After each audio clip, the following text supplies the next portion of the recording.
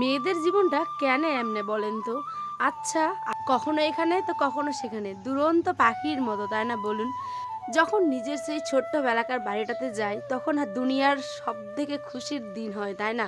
আর যেদিন চলে আসি তখন মনে হয় পৃথিবীর সবথেকে কষ্টের মানুষ হচ্ছে কি আমি। তো কি করা যাবে, এই চলার পথেই তো সমস্ত সুখ দুঃখ নিয়েই চলতে হবে, তাই না বলুন?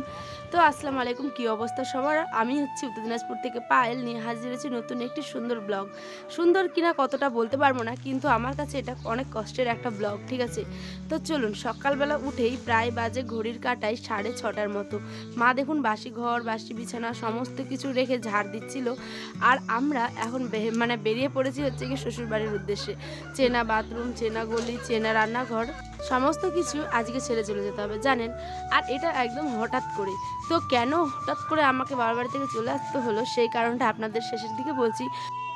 আসো আয়ান, এসো। দাদি আসছি, বাড়ির যাচ্ছি। সকালে বাসখান ধরি। হ্যাঁ কি? নাই নাই নাই নাই, বাস উঠাই দেবে চা চলেই। এখন তো নিনাই ছিলেই, জোর করে খালি উঠাইলেন।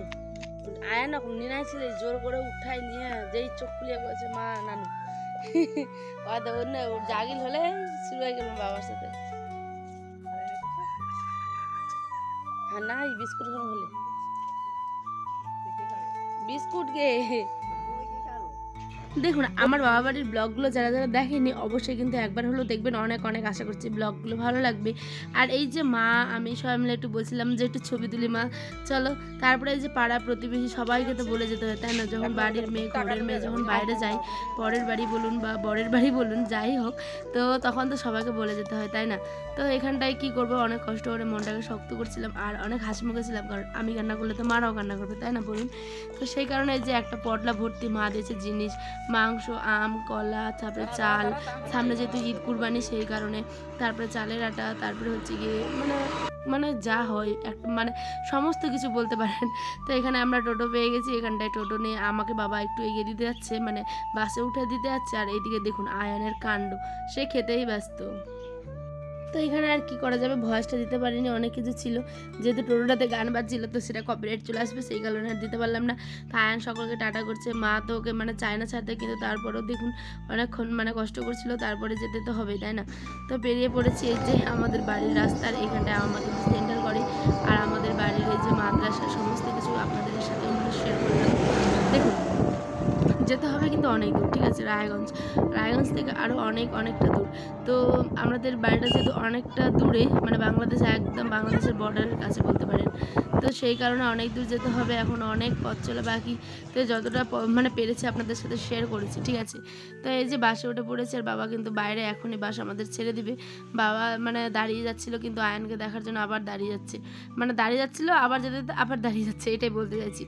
আর এখন ভয়েস দেওয়ার সময় কি বলবো বলুন, এই যে দেখুন এই মুহূর্তটা শুধুমাত্র একটা মেয়েই জানে, তাই না বলুন? আমি নিশ্চয়ই ঠিক কথাই বলছি, তাই না? তো এবার আমার শহর ছেড়ে চললাম একটা অচেনা শহরে। তো সেটাও আস্তে আস্তে এখন চেনা জানা যেহেতু। তো এখানটায় আয়ানের রাস্তার মধ্যে ঘুরে পড়েছিল, যেহেতু অনেকটা সকালবেলা বেরিয়েছিলাম, প্রায় 6:30 আপনাদের কোথায় বললাম। তো এখন আয়ান আবার ঘুমিয়ে পড়েছে বাসের মধ্যে। আমারও ঘুম পাচ্ছিলো, কিন্তু যেহেতু ব্যাগপত্র ছিল ঘুম তো আর আসে না, সেই কারণে আয়ানকে ঘুম পাড়িয়েছিলাম আর আপনাদের সাথে টুকটুক করে একটু শেয়ার করছিলাম।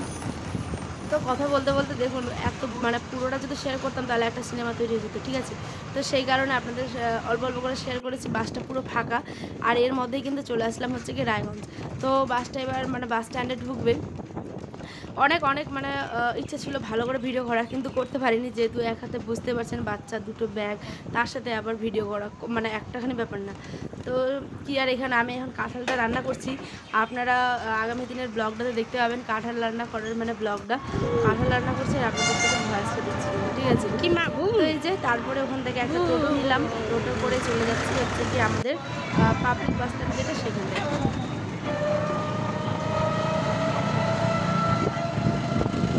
অনেকগুলো গাড়ি চেঞ্জ করতে হয়, ঠিক আছে?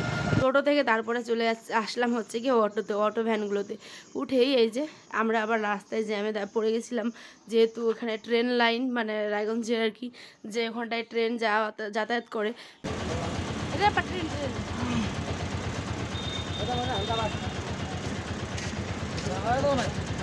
আছে আছে।